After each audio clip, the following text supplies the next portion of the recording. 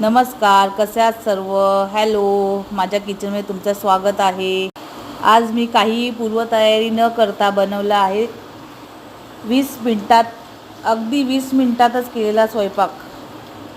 त्याच्यामध्ये मी बनवला आहे भात, फोडणीचं वरण, कांद्याच्या पातीची मूग डाळ घालून केलेली भाजी आणि तांदळाची खीर. चला तर मग आपण, आणि त्याचबरोबर मी थोडंसं लोणचं पण घेतलं आहे. चला तर झटपट रेसिपी पाहूयात. कुकर लावून झालेला आहे. वरण आणि भात. मी तुरीची डाळ घेतली आहे वरणासाठी. ही खिरीसाठी मी अर्धा लिटर दूध घेतले पातेल्यात, ते उकळत ठेवलं आहे.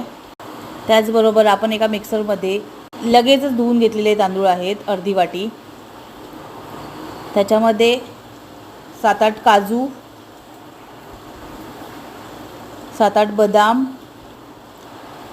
आणि आपल्या आवडीनुसार वेलची, म्हणजे 3-4, मी 4-5 घेतले आहेत. ते मिक्सरला एकदम पण बारीक नाही, असं दरदरीत वाटून घ्यायचं आहे. हे बघा, व्हिडिओ दिसते त्याप्रमाणे करायचं आहे.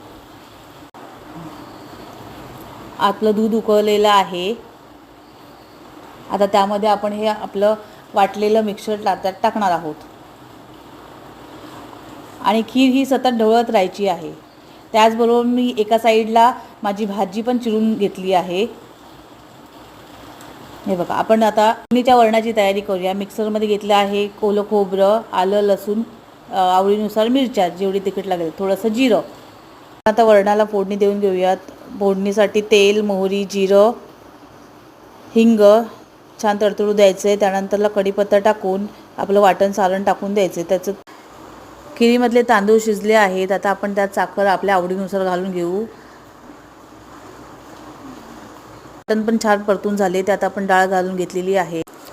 खीर तयार आहे माझी. फोडणीच्या वरणात थोडासा गूळ घातला तर छान लागते फोडणीचं वरण, म्हणून थोडंसं गूळ घालून घेतलेलं आहे. बाजूला मी भाजी कापून ठेवलीच होती मगाशी. त्याच्यासाठी मला 4 लाल मिरच्या कुटून घ्यायच्या आहेत. फोडणीसाठी तेल गरम करून त्याच्यामध्ये थोडंसं हिंग घालून भाजी टाकून घ्यायची. ही 5 मिनटं भिजवलेलीच मूग डाळ आहे. ती कुटलेली लाल मिरची, मीठ परतून घ्यायचं आहे आणि थोडंसं पाणी ओतून झाकून लावून ठेवून द्यायचं आहे. एकदा तुम्ही अशा पद्धतीने भाजी बनवून बघा, खूप छान होते, टेस्टी होते.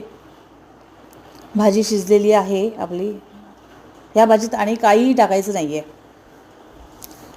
हे बघा, मूग डाळ शिजली म्हणजे भाजी शिजली आपली. देवाला नैवेद्य दाखवून झालेला आहे. आणि मी हे आता तुम्हाला